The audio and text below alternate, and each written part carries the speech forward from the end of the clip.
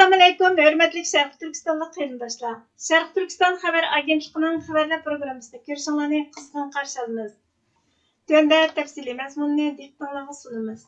Şərq Türkistan sürgündü hökumətinin Tashqi ishlar və bexatarlik ministri Salih Xudayar əpəndi 21 may günü dini etiqad erkinligi qurğuchilari munbirida Şərq Türkistandagi xalqning dini etiqadining cheklimga uchrayotganligini, dini etiqad erkinligini siyosiy hurlikdan ayirib qarag'ili bo'lmaydiganligini anglitib mundaq dedi. Aldı bilan xalqaro diniy e'tiqod erkinligi qurg'uvchilari munbirining so'zlash fursatini berganligi uchun rahmat aytaman. Sharq Turkiston surgunda hukumatda bo'lish sifatimiz bilan ishg'ol qilingan Sharq Turkistonda diniy erkinlikni o'z ichiga olgan turli asosiy huquqlardan mahrum qolgan millionlagan Uyg'ur, Qirg'iz, Qozoq qatorliq Turkiya xalqlariga vakolatdan so'zlayman. Bu yerdagi bu yig'inning maqsadi diniy e'tiqodning ta'sirini qanday qilib oshirish. Siz diniy e'tiqod erkinligini siyosiy erkinlikdan ayirib qaray olmaysiz. Sharq Turkistonda diniy e'tiqod cheklanib qolmay, balki jinoyatga aylangan ahvol ostida. Namoz o'qigan, Ramazon tutgan, Qur'onni saqlaganlar tutqun qilinib qolmasdan, balki zulmga uchrab qutuladi. Bugun millionlagan Uyg'ur, Qirg'iz, Qozoq, O'zbek qatorliq Turkiya xalqlar turma va jazo lagerlari, qul emgak lagerlariga qamaldi. 10 minglagan masjidlar, diniy va kultur o'rinlari buzib etildi. Mazarliqlar, til, kultur, diniy meroslar yo'q qilindi. Amerika boshliq nurg'ulg'an davlat hukumatlari Xitoyning bu qilmishlarini irqiy qirg'inchilik va insoniyatga qarshi jinoyat deb e'tirof qildi. Ammo diniy bostirish, ishg'oliyat oxirlashmadi. Bizning siyosiy haqlarimiz inkor qilindi. 75 yil mobaynida Sharq Turkiston xalqi Xitoyning ishg'oliyati ostida qoldi. Bizning siyosiy vakilligimiz bo'lmadi. Diniy e'tiqod erkinligimizmi bo'lmadi. Qonunliq qo'g'dalmadi. Huquqlarimizni qo'g'daydigan kuchimiz bo'lmadi. Xalqimiz o'zlarini qo'g'day olmoqqa irqiy qirg'inchiliklarga uchirdi. Biz shuningga shohid bo'lamizki, bizning siyosiy erkinligimiz bo'lmay turib, diniy e'tiqod erkinligimizning bo'lishi mumkin emas. Ta'sir kuchimizni orttirmoq uchun nima qilishimiz kerak? Diniy e'tiqod erkinligi uchun diniy zulmni to'xtatish uchun qilayotgan kurashlarimizning diniy zulmga yo'l ochgan siyosiy sistemani ko'rmasga selib olgan ahvol ostida ahamiyatsiz bo'lganligini qabul qilishimiz kerak. Tuvandagi 3 jiddiy tavsiya axloqiy majburiyat va xalqaro prinsiplarga asoslanmoqdadir. Birinchidan, siyosiy haq-huquq bilan diniy e'tiqodning bir-biri bilan chambarchas bog'langanligini tunib yetish. Xalq ommaviy hayotda o'z-o'zini idora qilganda diniy e'tiqodni unumli qo'g'day olmaydi. Chetga qiqilgan va vakillik salohiyati tortib olingan xalqning diniy e'tiqod erkinligining kuchaytirilishi Birlashgan Davlatlar Tashkiloti Axtalab qonuni va boshqa xalqaro qonunlarning ramkasi ichida o'z taqdirini o'zi belgilash huquqini talab qiladi. Ikkinchidan, Sharq Turkiston va Tibet va boshqalarning vakillarini o'z ichiga olgan fuqarolar jamiyati qurultiyi va boshqalar tomonidan barliq keltirilgan ilgirlashlarni e'tirof qilish va ilgari surish. Shundaqla bu bir qo'shimcha cho'qim normal va o'lchamlashtirilishi kerak. Men bu yerda barliq xalqaro va siyosat belgilash shakllarini nazarda tutaman. Uchinchidan, vakillik va javobgarlikni surishtirishning qonunliq va jamiyatni asos qilgan yo'llarini qo'llashimiz kerak. Bu xalqaro qonun tashabbusining yiqilishini o'z ichiga oladi. Irqiy qirg'inchilik va diniy ziyonkashlikka mas'ul qilish va xalqning siyosiy kelgusini belgilash huquqini turg'izishni ko'rsatadi. Biz Xitoy Kompartiyasining bosh sekretari Shi Jinpingning irqiy qirg'inchilik jinoyati ustidan xalqaro jinoiy ishlar sud mahkamasiga arz qildik. Biz xalqaro diniy e'tiqod erkinligi harakatining jinoiy ishlar sud mahkamasini xuddi xalqaro jinoiy ishlar sud mahkamasi Rossiya prezidenti Vladimir Putin va Myanmarning qo'mondoni Min Aung Sanga jazo berganga o'xshash chegaradan qo'g'lab chiqarishdek urush jinoyati o'tkazganlarni jazolash uchun to'g'ri bo'lgan chorani qo'llanishga da'vat qilganligiga ishonamiz. Shuni oydinlashtirishimiz kerakki, diniy e'tiqod erkinligi siyosiy organga tayinib erishiladi. Insonlarning o'z-o'zini idora qilish huquqi siyosiy kelajagini belgilaydi va mavjudligini qo'g'daydi. Shundaqla diniy e'tiqodini saqlab qoladi. Sharq Turkiston Xitoy tajovuzchilari 1949-yili ishg'ol qilib olishdan ilgari mustaqil jumhuriyat edi.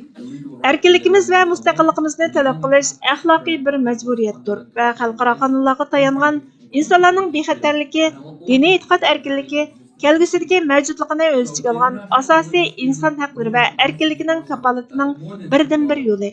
Shunga xalqaro diniy e'tiqod erkinligi harakati yana bir qatim simvollik turda jasur bo'lishi, insonlarning diniy ziyonkashlik va irqiy qirg'inchilikdan qutulishi uchun siyosiy qurilishlarga yuzlanishi kerak dedi. Yevropa amaldorlarini o'z ichiga olgan diplomatik vakillar o'miki Iordan daryosining g'arbiy qirg'oqini ziyorat qilganda Isroiliya armiyasi ularga qaratib ogohlantirish o'qi chiqargan. Fransiya 24 xabar to'rining 21 may kunidagi xabariga qaraganda, Isroiliya armiyasi chorshanba kuni Iordan daryosining g'arbiy qirg'oqidagi Jinninni ziyorat qilgan rayonlik Yevropa va G'arb diplomatlarining vakillari o'mkiga qaratib o'q chiqargan. Bu ahvol Falastin hukumati va Yevropaning bir qancha poytaxtining ayblashlariga yo'l ochgan. Isroiliya mudofaa kuchining bayonotiga qaraganda, vakillar o'mikining tasdiqlangan yo'ldan chetnab ketganligi sababidan askarlar ogohlantirish o'qi otgan, ammo hech qanday yaralanish bo'lmagan.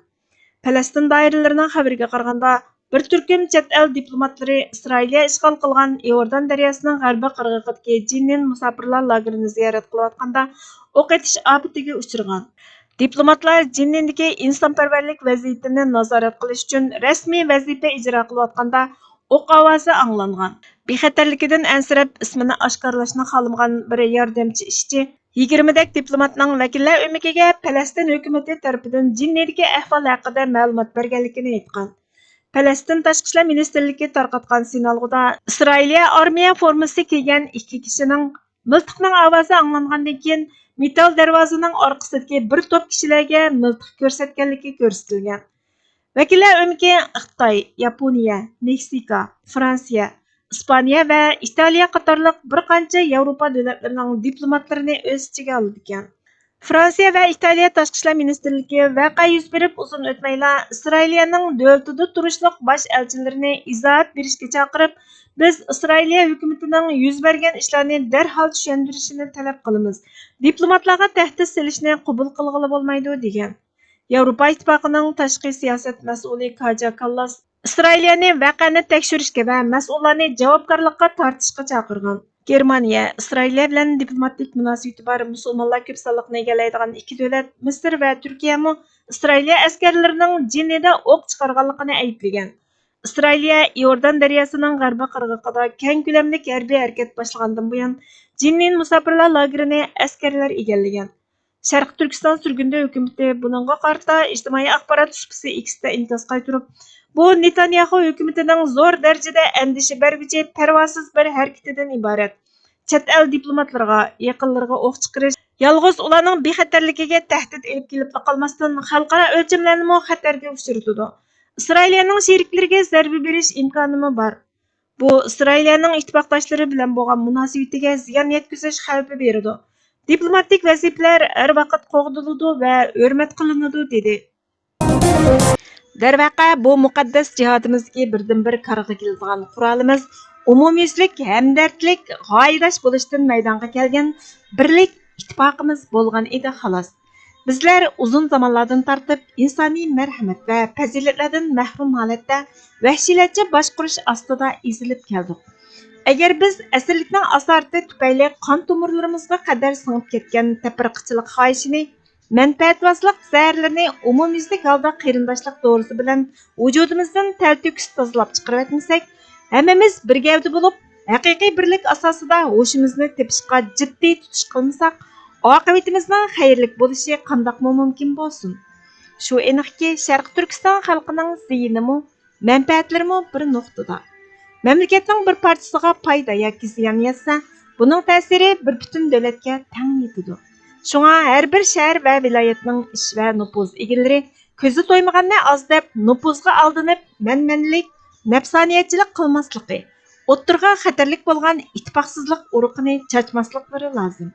Chunki hammamizning o'rtaq manfaati buni taqozo qiladi. Agar butkul Sharq Turkiston mamlakati birlik ittifoqlikqa kela olmay, parcha-parcha ushaq dayliklarning shakliga kirib qolsa, o'ttirimizda nifaq va shaxsiy ixtilof ofatlari kuchaydi. Natijada bir-birimizning ziyiniga ko'z tikib, o'z putimizga o'zimiz palti chapamiz. Hamma tang barbod bo'lganda pushaymon hargiz foyda bermaydi. Biz birlikka keladiganlar bo'lsak, ziyon bizga hech bir yerdan yuzlanolmaydi. Ixtiloflashib o'tirsak, orqasidan umumyuzlik xaroblik, dahshatlik falokat agishib keladi. Birimizning beshiga kelgan xatar yana birimizni ayab qo'ymaydi. Nima qilishimiz kerakligi aniq. Ya umumyuzlik ittifoqlashib birlik bo'lamiz, yoki umumyuzlik xaroblikqa yuz tutib tugaymiz. Ikkisidan boshqa yo'l yo'q. Navada biz vatanimizning ikkinchi qatimmo dahshatlik oyoq osti bo'lishini, avvalqidimmo battar qulluqliqda vayron bo'lishini, tengirqishini arzu talab qilib olmagan bo'lsak, u chaqda bizga kerakligi faqatla birlik, ittifoqlikdir. Chunki ittifoqlashish farz. Yana kelib chin ko'ngil bilan qilingan ittifoq. Manba Erkin Turkiston gazeti 1933-yili 29-noyabr 15-son Kashgar. Uyg'urchaga ag'durg'ichi Burhan Muhammad. Bugungi xabarlarimiz bu yerda oxirlashdi. Bizga vaqt ayirganingiz uchun ko'pdan-ko'p rahmat. Kelar qitimli programmamiz ko'rishguncha Allohga omonat bo'lgaysizlar.